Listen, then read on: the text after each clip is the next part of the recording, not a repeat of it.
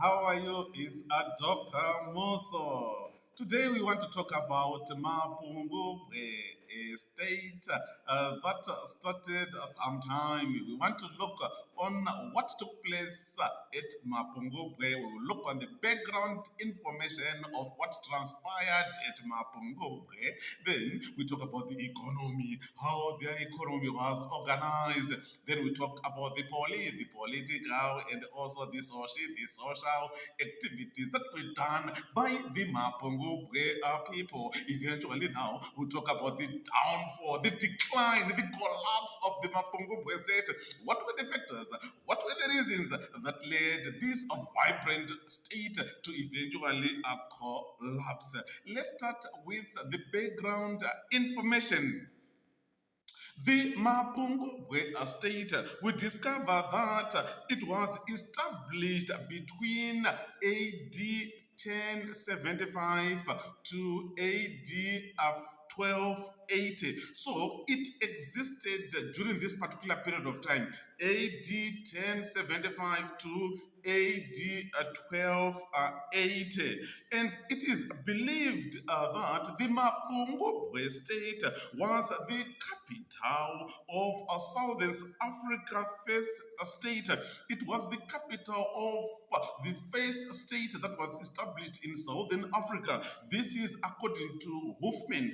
Hoffman believes that the capital of the southern state, it was established at Mapungubwe. Why? It is because Mapungubwe was the first state that was established by the Iron Age people. There were so many Iron Age societies that existed during this particular period of time. You talk about the Gokomere people, you talk about the Ziwa people, you talk about the Gumanye people, you talk about the Leopard Kopi, and it is believed by historians that the Leopard Kopi people were the people who were responsible for the establishment of the Mapungubwe state. So these early Iron Age societies, we see them playing an important part during this particular period of time, and eventually now the Iron Age societies culminated to the beginning of the first state, and this first state, it came to be known as Mapungubwe, that is according to Hoffman. It was located at the confluence of Shashe and Limpopo rivers south of Great Zimbabwe. So we see that it was located somewhere there at the confluence of Shashi and Limpopo river south of Great Zimbabwe. We see that the name Mapungubwe, it was derived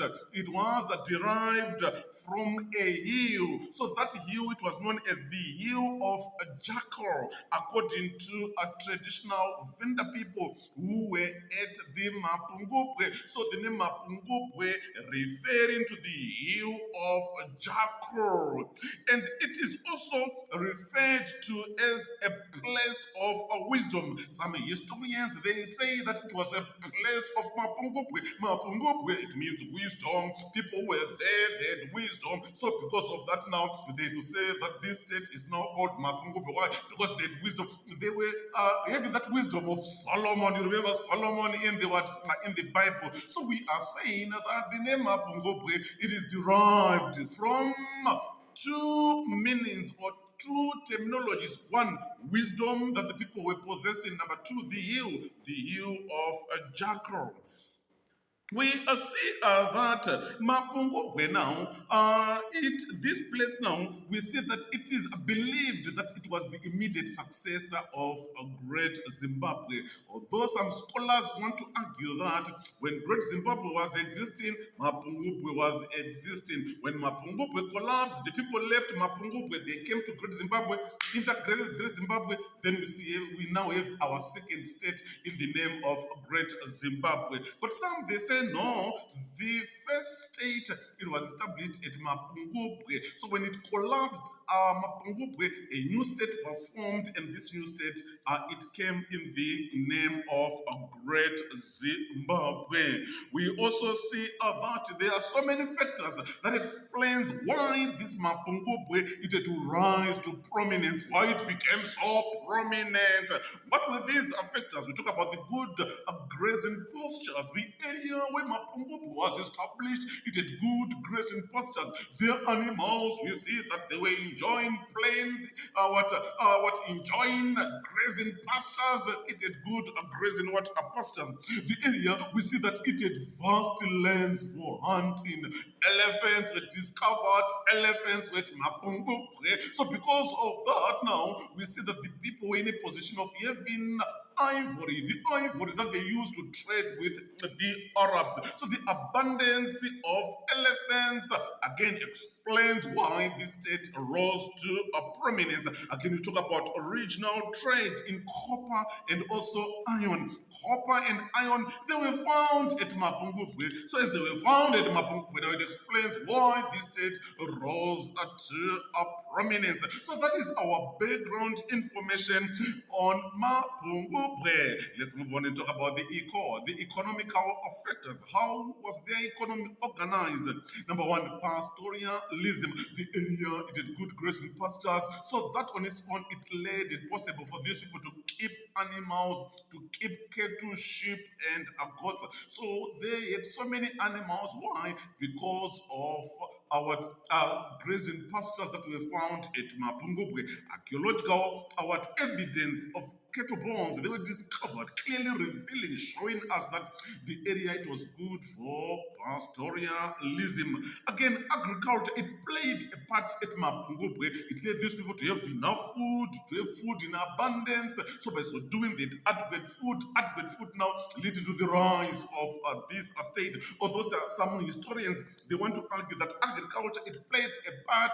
The area did not receive adequate rainfall, so agriculture, it played a less significant role. But however, some historians, they believe that agriculture, it had a part to play in the economy of Mapungubwe. Then talk about trade. These people, they traded with the Arabs. They received so many commodities. They received so many items from the Arabs. What did they receive? They received Persian ceramics. They also received glass beads. They also received ornaments. They also received seashells from the trading activities from the Arabs. So trade was viable. Getting these items, they gave them ivory, they gave them gold. So we see trading activities playing an important part at Mapungubwe.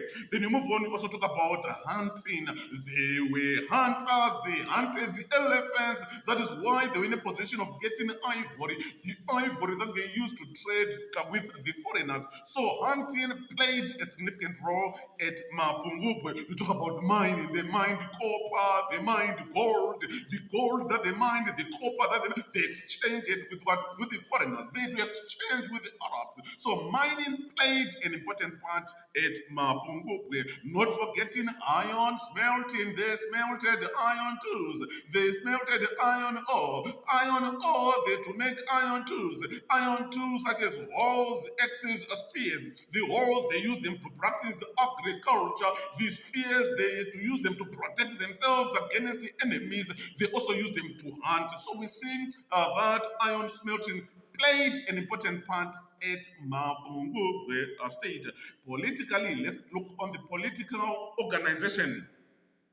The rulers of Mapungubwe, they controlled a very large area. The area was so large, and it is said that the Mapungubwe Hill was the political center of the state. That Mapungubwe Hill, it was the center of their political state.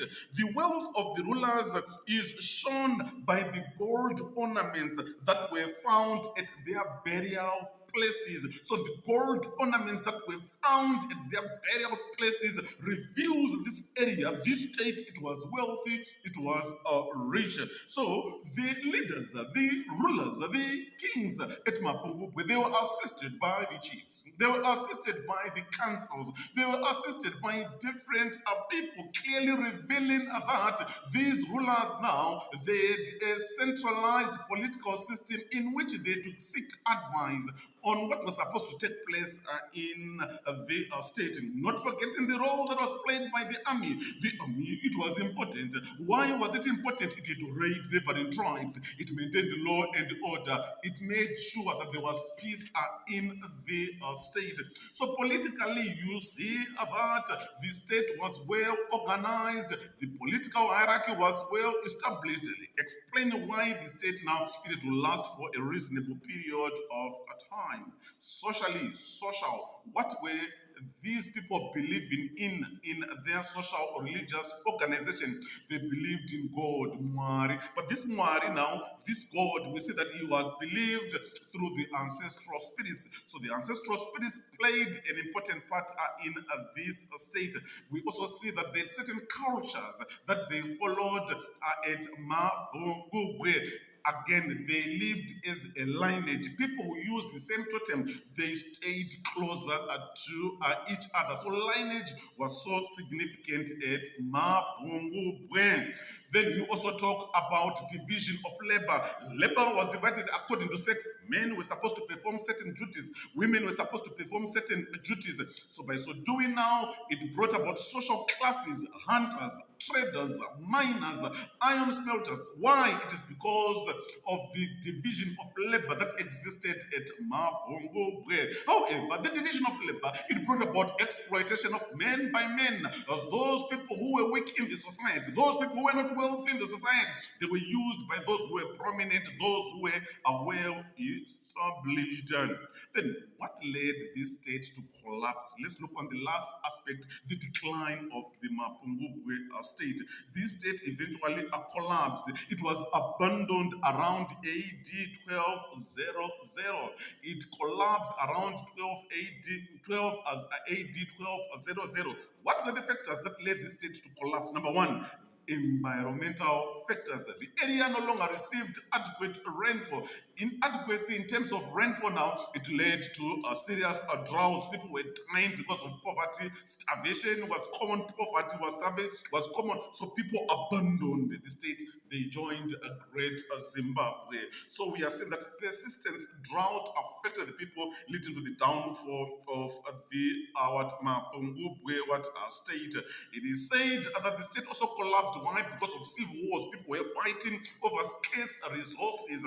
Succession disputes, they also became common at Mapungubwe, affecting the people, leading to the downfall of the state. Trade declined. We see that the trade was declining of trade now. We also see that it affected the people, leading to the downfall of the state. Shortages of land. Land was no longer adequate. Grazing pastures were no longer adequate, affecting the people, leading to the downfall of the state. Overpopulation. People are now too many. At Mapungubwe, that on its own, it led to the scarcity of resources.